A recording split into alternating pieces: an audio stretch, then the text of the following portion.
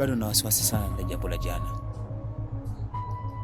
kwa sababu inanipa wakati mgumu sana Elisha. Ni kwa nini kila mganga tukimpeleka tunafukuzwa? Mama, mimi mwanao, mamangu, mimi sijafa. Tamba, safishio la nguvu hii inahitaji sana. Ni vizuri tukafanya jambo kuhusu Elisha. Kwa chochote kile ambacho kinaweza kikahitajika, basi tujitolee kama marafiki. Niseme mimi nipo tayari kwa jambo lolote kwa ajili ya Elisha. Nipo tayari kumsaidia kabisa.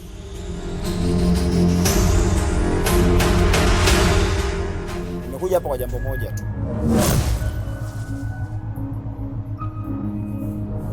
Sitaki yule mgonjwa aje kutibiwa kwako. Safari kitu ambacho nitaenda kufanyia watu sawa kama katika maisha yao. Bunga!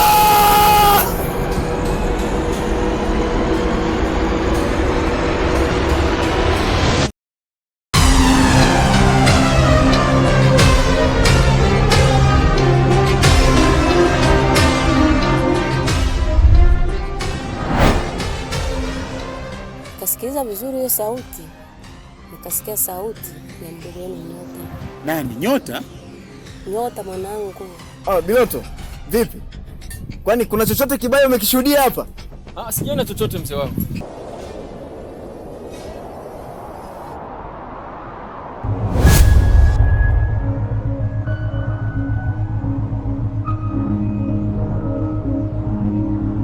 Ila mganga, kwani hatuwezi kumfahamu mtu ambaye anasababisha haya yote?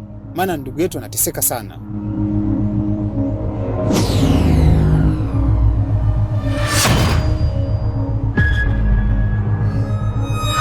Sasa leo hii ndio imeonekana kwamba Tamba ndio kasababisha matatizo yako, lakini pia huyo Tamba ndio eti mnazungumza kwamba ndio chanzo ya kifo cha marehemu Nyota. Hivi unataka kusema Elisha anaongea uongo?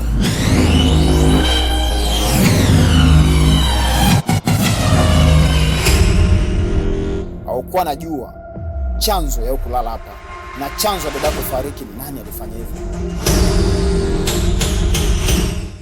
Nikwambie kwamba ni Tamba, mtu ambaye unamwona mbele yako sasa hivi.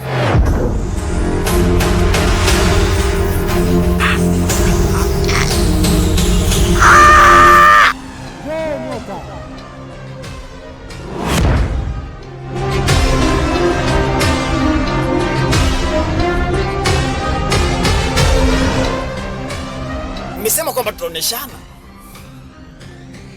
Inakuwaje leo kwamba dakika 0 ishaanza kusarenda?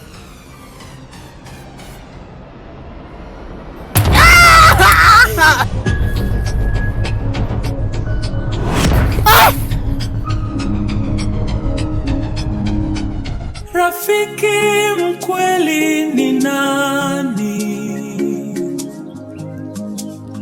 Kwa nini unafiki ni mwingi?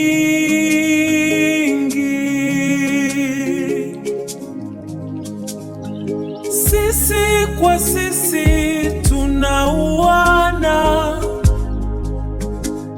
mauaji ni mengi, kuweni basi na huruma.